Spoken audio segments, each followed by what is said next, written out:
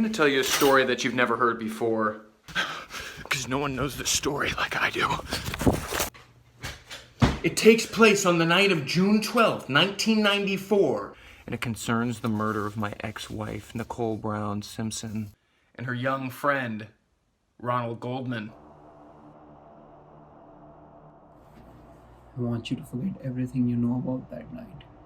Because I know the facts better than anyone.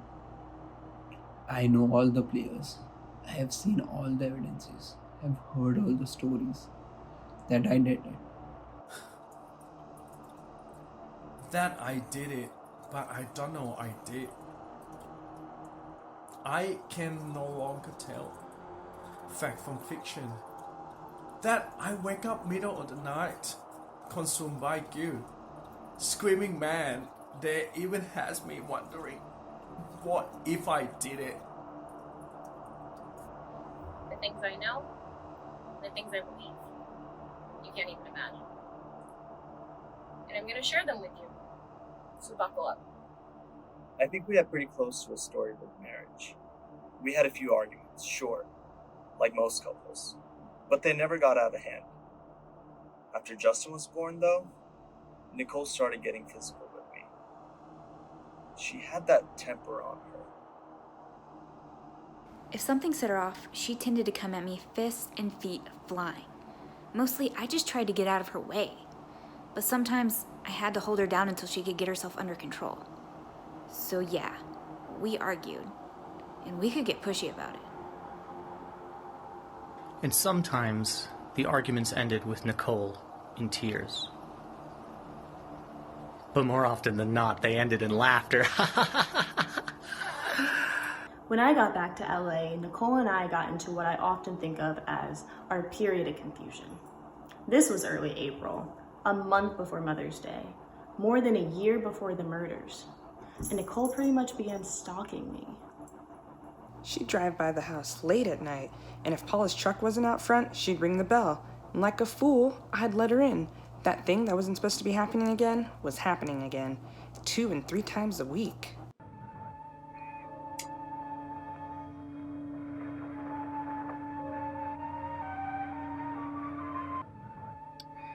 It was messing me up. All the old feelings were coming back, and I kept fighting them, but Nicole was relentless about getting me back. Still, whenever she broached the subject, I'd cut her off. We're not getting back! Said, we're just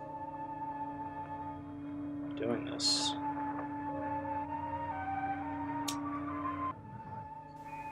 You don't get mood swings from eating cornflakes. You don't get mood swings from eating cornflakes. You don't get mood swings from eating cornflakes!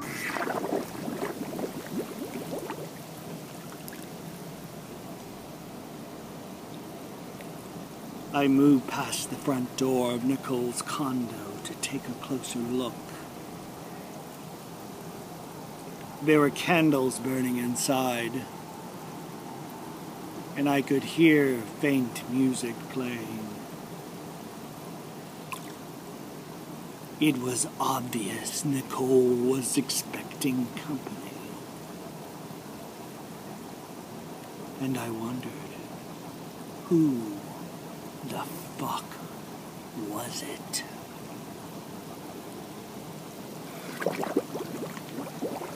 I wondered if maybe Faye was coming over with some of her boy toys so they could all get wild and dirty while my kids were sleeping upstairs. Just when I was starting to get seriously steamed, the gate squeaked open. A guy came walking through like he owned the effing place. He saw me and froze. He was young, good looking, with a thick head of hair.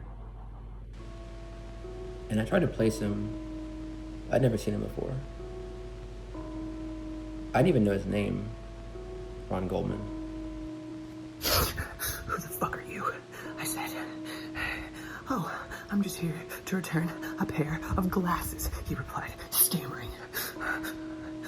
This motherfucker really expects me to believe he's just here to return a pair of Judy's glasses? I replied, oh, shit, they're coming for me. Nicole came at me, swinging. "Get the fuck out of here," she said. "This is my house, and I can do what I want. Not in front of my kids, you can't, bitch. Fuck you. No, fuck you. I gave you everything you could have asked for. I gave you a Rolex. I gave you a Cadillac. I gave you 2 kids. I gave you Nespresso coffee. And you didn't even drink it. You just keep getting Starbucks. And you fucked it all up, bitch."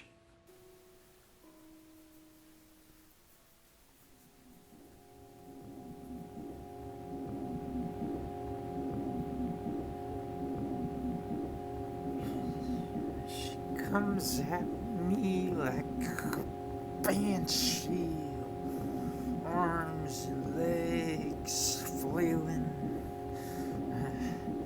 a duck, and she loses balance and falls against the stoop. Falls hard on her right side.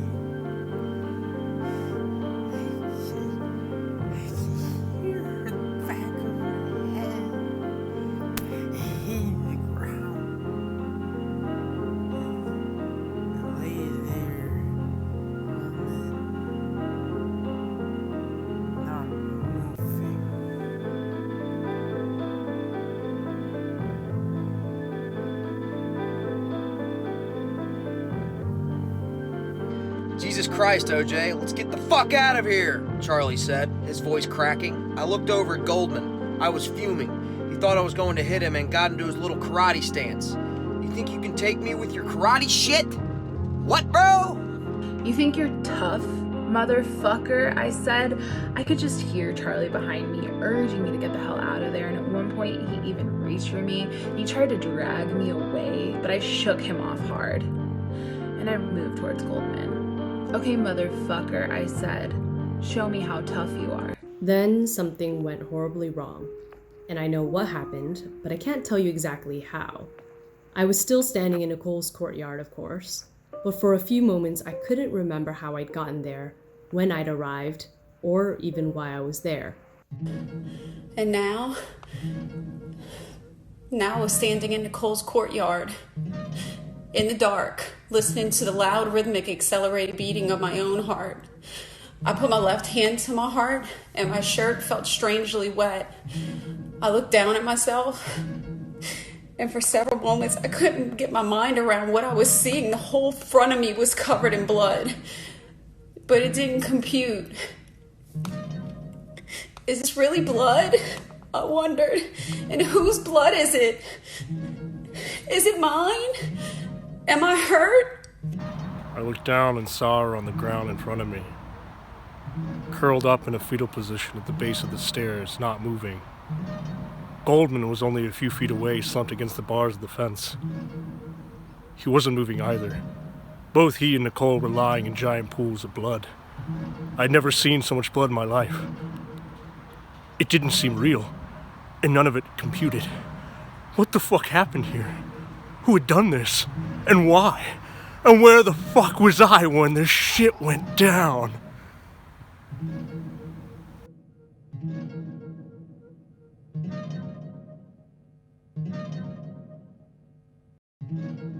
They offered me $600K in cash, not to dispute that I wrote the book. $600K in cash. They're gonna think I wrote it. So, everyone thinks I'm a murderer anyway. They're not gonna change their mind because of a book.